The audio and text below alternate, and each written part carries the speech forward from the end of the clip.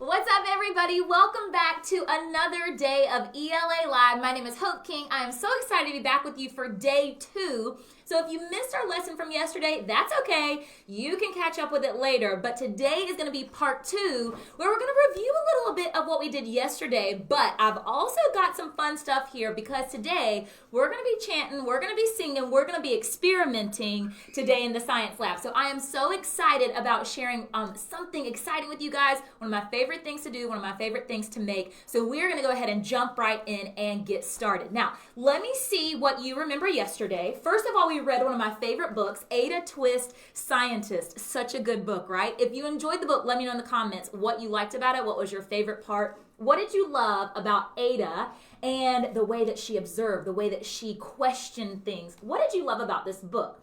Now, yesterday before we started, I taught you something, and I'm going to see if you still remember it. Surely you remember it. It was just yesterday. So if I say scientist, you say what? No, I didn't hear you though. I didn't hear you. You might have said it, but I didn't quite hear you. And see, when something like that happens in science, it is definitely not quiet. So we got to try that one more time. If I say scientist, what should you say in response? That's right, kaboom. And when you say kaboom, you know that you are going to repeat whatever I do. And that's going to be really important for today's lesson, okay? So remember that if I say scientist, you say kaboom. Scientist, kaboom. And you got to do the hand motions too, okay?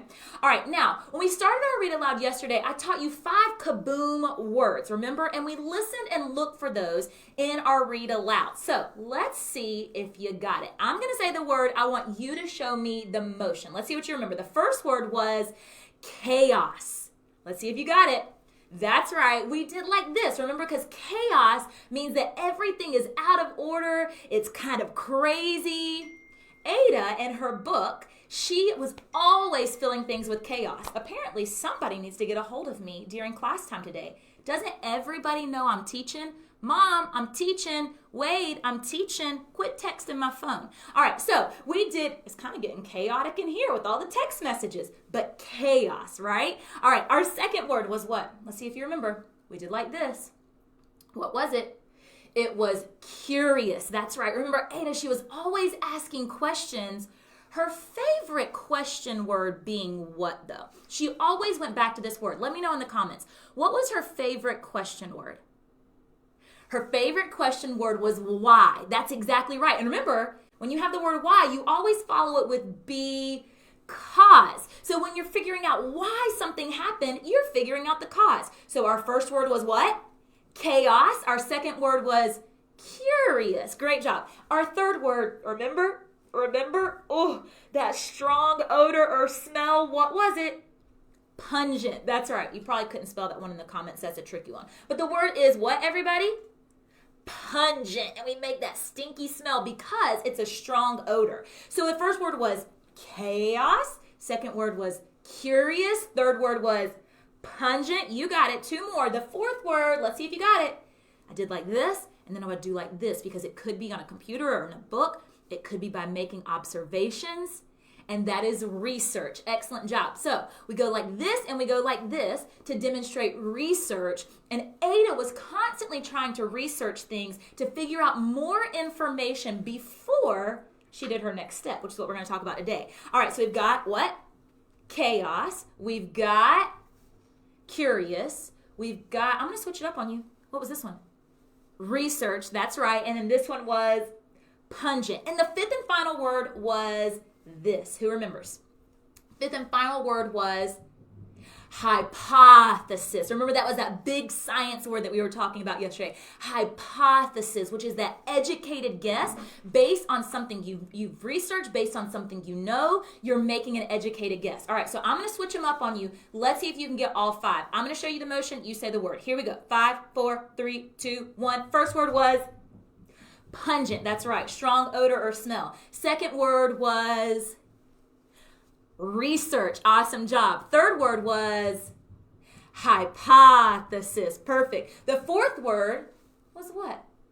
Curious. Excellent. And then our fifth word was chaos. That's right. Awesome job. I hope that you're practicing figuring out where you can use those words in conversation, Throw a little wrench into the system. Surprise your mom and dad when you use that word in the right way. The more that we practice words, the better we become at them, and it also becomes a part of something we call our vocabulary, which we're constantly trying to grow. Remember, we call those kaboom words because they make our knowledge explode when we're reading, right? All right, perfect job on that. Now, we're going to get into today, what we're going to talk about today. We're going to kind of revisit the text just a little bit, and then we're going to follow this up with a fun science experiment. So, our book from yesterday, remember, was about a little girl who became a scientist even from when she was a little baby, because she was constantly doing some things. So, I'm going to read 2 pages from this, and I'm going to have you think about character traits of a scientist, because Ada shows us those character traits so well. So what you're listening for is actions that Ada is doing to demonstrate what a scientist would also do. So I'm going to move this right here so you can't see it. Stop trying to cheat. All right, so listen to actions of a scientist, what we call character traits of a scientist. Are you ready? Here we go. Ada was busy that first day of spring, testing the sounds that made mockingbirds sing, when a horrible stench whacked her right in the nose. All right, I want you to listen. Here we go. A pungent aroma that curled up her toes. Zowie, said Ada, which got her to thinking.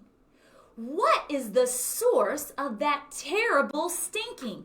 Did you hear the first thing that she did? That terrible stinking. The first thing that she did was she was thinking, right? So think about what scientists are doing here. How does a nose know there's something to smell? She's asking lots of questions. That's right. And does it still stink if there's no nose to tell? She rattled off questions and tapped on her chin. She'd start at the start where she ought to begin. A mystery, a riddle, a puzzle, a quest. That was the moment that Ada loved best. So she's doing one of the most important things that scientists do on this first page. What was it? Let me know in the comments. What is it that Ada's doing? Yes, she's thinking, but how specifically is she thinking, right? I want you to let me know in the comments. What is Ada doing?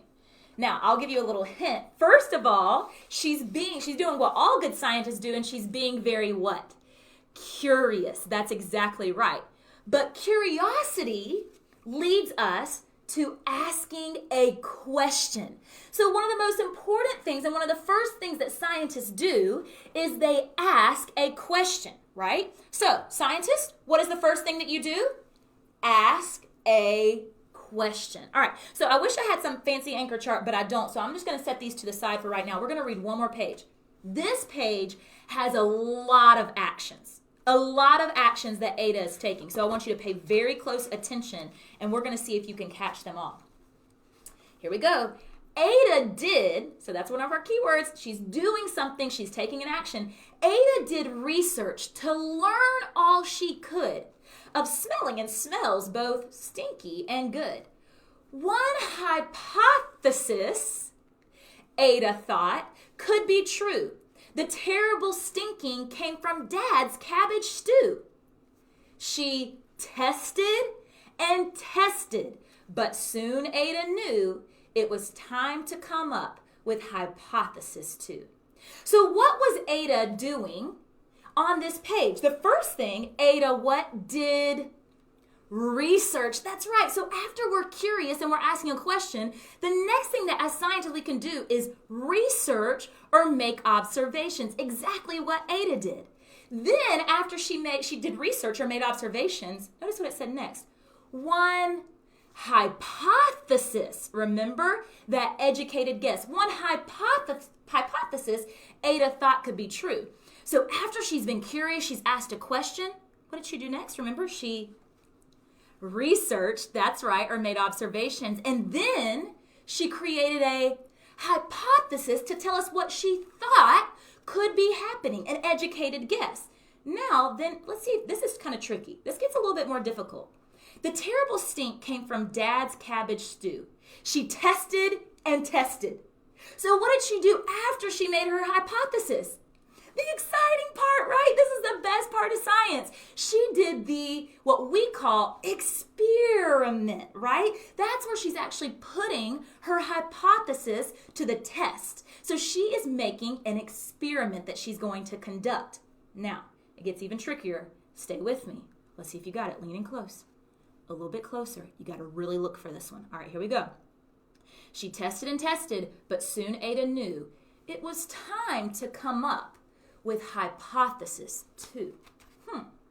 Now, why do you think that she came up with hypothesis 2? Because she's done all the good things that scientists do. She's curious. She's asked a question. She's done her research to find out facts that maybe she didn't know. She created a hypothesis, an educated guess. She even tested the hypothesis with an experiment. So why would she need hypothesis 2? If you remember from yesterday, from the book that we read when we finished it, remember, her first experiment did not what? Let me know in the comments. Exactly, it did not work. And there's so many times in science that our experiments do not work. And the only way that we can know that is, first of all, when we're doing the experiment, we have to do something called collect and analyze the data. So we're seeing whether or not what we said would happen in the hypothesis actually happens. We call that collect and analyze data. That's another very important step of a scientist. And then finally, the last thing that scientists do, just like Ada, she would draw a conclusion. And she would say, well, darn, my hypothesis didn't work, which means that she has to create a new hypothesis. How crazy is that? Even at her age, even when she was a baby, she was doing all of these things. And guess what? Even if you don't know it, and even if you don't know the big fancy science terminology and the science names for it, you are taking these very same steps every single day. Just like we talked about yesterday. Maybe you have a doggy that's not eating. You're going to make a hypothesis and say, maybe he doesn't like his food. So maybe you research another brand. And then you try it out and you test it. And you're going to collect data and see if your doggy actually eats the new food. And if he does, woohoo! My hypothesis was correct. And if he doesn't, then it's time for hypothesis 2. See, that's the scientific method. We're using it all day long, whether we know it or not. So we're going to review these steps quickly. Then, my friends, today, I have a song that I'm going to show you. Now, I don't have time to teach you the song today, but I'm going to show it to you, and you can go back and watch this as many times as you want, and you can sing it, and you can learn it, and you can learn the words, and you can drive your parents crazy with it. Sound like a plan? Awesome. Okay, then we're going to get to our experiment. So let's see what you remember from our good friend Ada. The first thing that she did in her, what we call the scientific method, that's the fancy name for these steps that we're going to talk about. And remember, steps happen in a specific order, okay, a logical sequence. So the first thing that she did, she was very curious. So step 1 is to create, I almost did hypothesis, is to create a question, right? That is step 1 in being a scientist. All right, the very next thing that you should do, remember, after she was curious, she did what? That's right. She did her research. So she was making observations, or perhaps she was looking something up, trying to learn something about what she's studying. So we call that observation and research, right? Then once she had her research, she was ready to make a, what? Oh, you know that word? Oh, what is it? Hypothesis. Exactly right. That educated guess for what she thinks is going to happen. Now, is a hypothesis true? And does it stand true every single time? Let me know. Let me know in the comments. If you said no, that's right, because sometimes our hypothesis is incorrect, right? Then once she has that hypothesis, it's time for the best part, the biggest part, the part we all love about science, and that is what? The experiment. That's exactly right. That's the experiment. Then, once we've done the experiment, we have to know whether or not what we thought was going to happen happened. So remember, I taught you this new one. It was kind of hidden in the text, but it's collect and analyze the data, which just means we're trying to figure out, did the doggy eat the food? Did the cat stop stinking? Was it correct or was it not? We're collecting facts to support that, right? So when people say, how do you know? You can say, well, because, and you have all of the facts. So we call that collect and analyze data. Then, simple. At the end, you say, oh, my hypothesis was correct, or no, my doggy didn't eat the food, so I got to set hypothesis 2. That's right. You keep studying. You keep moving on. So that is, you have to reject or accept your hypothesis. And then finally, just like Ada, You repeat it. You might test the same thing again to see if it still occurs the same way you thought, or you might modify and change your hypothesis. That's science. That's stuff that you're doing every single day, whether you know it or not. So before we get into my science experiment today, I've got to make sure you know the steps. So remember, if I say scientist, you say kaboom, and you must repeat and do everything just as I do it. So we're going to go through the steps of the scientific method. I'm going to show you some motion and movement, but they're simple, so you should just catch on quickly. So for example, if I go like this, what should you do? That's exactly right. They're really simple motions, okay? All right, so here we go. I want to hear you all the way in Atlanta, okay? All the way here, I got to hear you. Scientist, kaboom. That's right. So you're going to repeat after me. So listen to me first, then you repeat. Step 1 to the scientific method.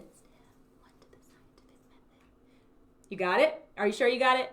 You should just be repeating. So if I said step 1 to the scientific method, you're going to say step 1 to the scientific method. Okay, you got it? All right, here we go. Let's try it one more time. Scientist, kaboom. Step 1 to the scientific method. Step 1 to the scientific method. Is question or a problem? Is question or a problem? Step 2 to the scientific method. Step 2 to the scientific method. Is observation and research. Is observation and research. Got it? Step 3 to the scientific method. Step 3 to the scientific method. Hypothesis. Awesome. Step 4 to the scientific method. Hypothesis.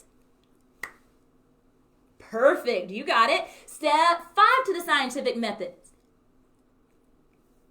Collect and analyze data.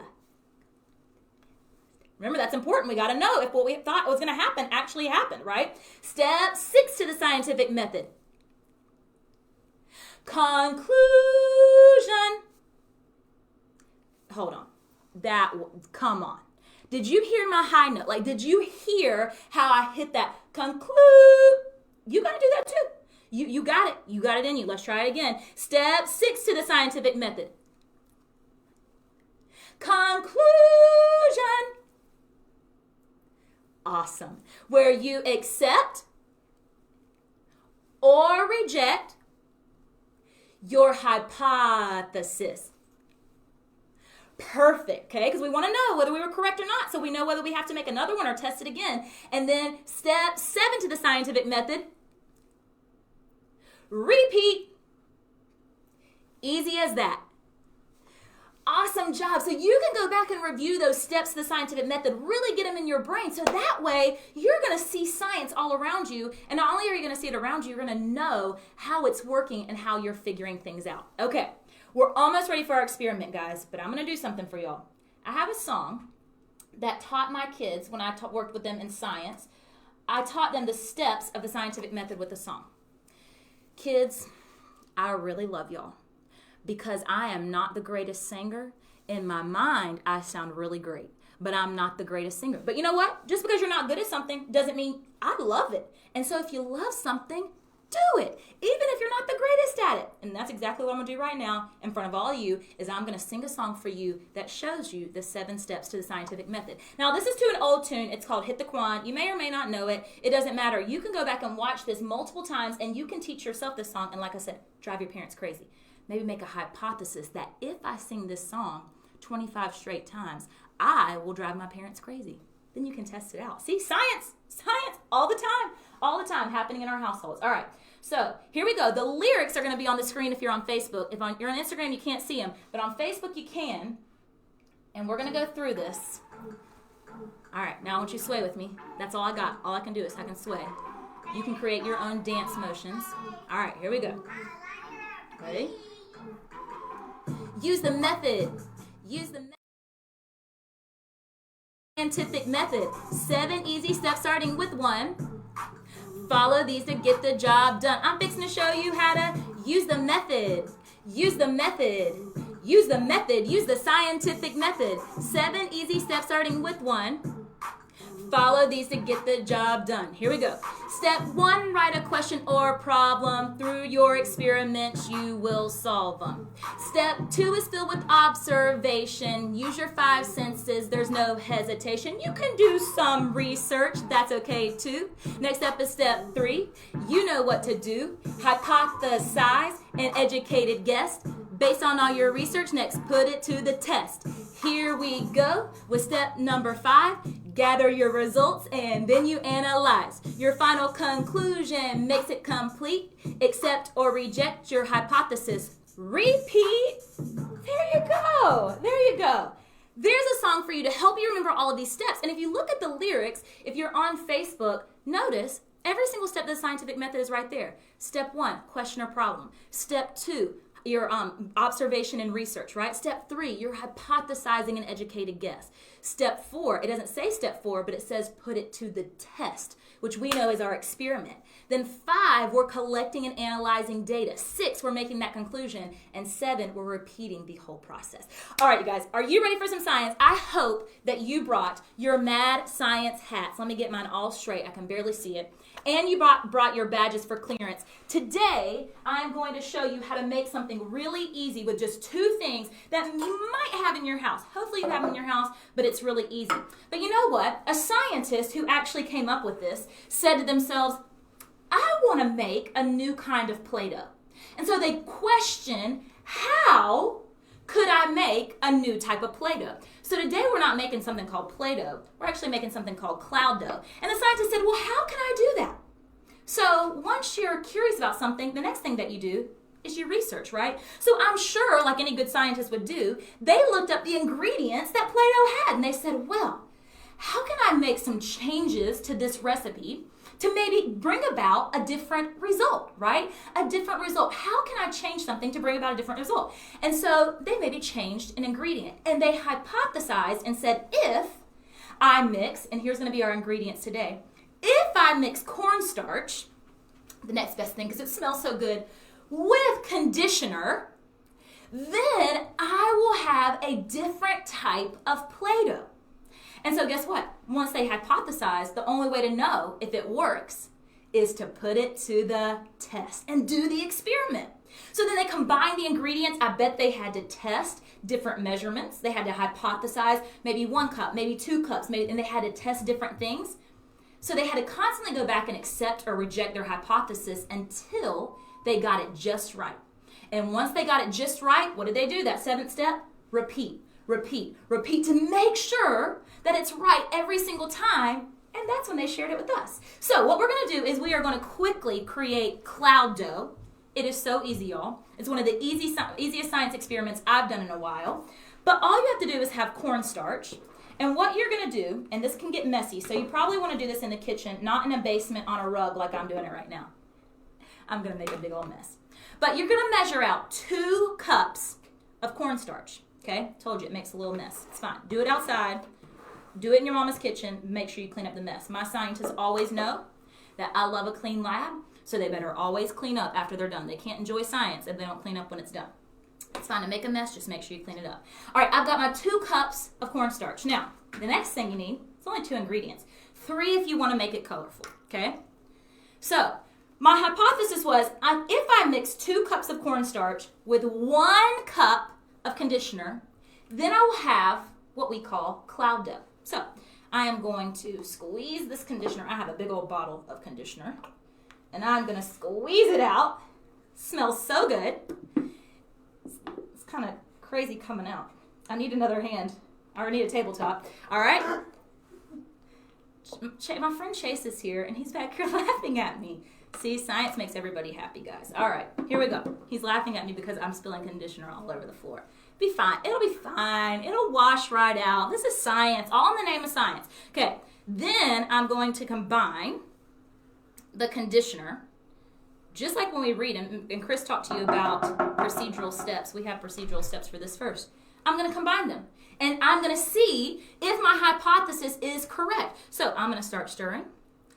I'm going to stir. And then the best part, now listen, it looks a little powdery. You got to trust the process because it looks a little powdery when you start mixing it. I don't know if you can see that. You've really got to give it some time to mix in with the conditioner, okay? So you're going to stir it for just a couple minutes. You know what a good idea is? While you're stirring, to go through the steps of the scientific method, and that way you can see by the end of it whether or not your consistency is correct for cloud dough. Okay, so we're going to try that. Step one, remember, step one is what?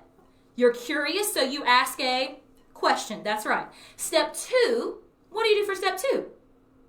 You do observation and research, which is why whatever scientist came up with this recipe, they researched what was in Play-Doh. Oh, see? It's starting to get a little chunkier. Step three, we hypothesized a specific measurement. If I have powder on my face, just ignore. We hypothesized. Then, step four, what we're doing right now, we are conducting the experiment to see if it actually works.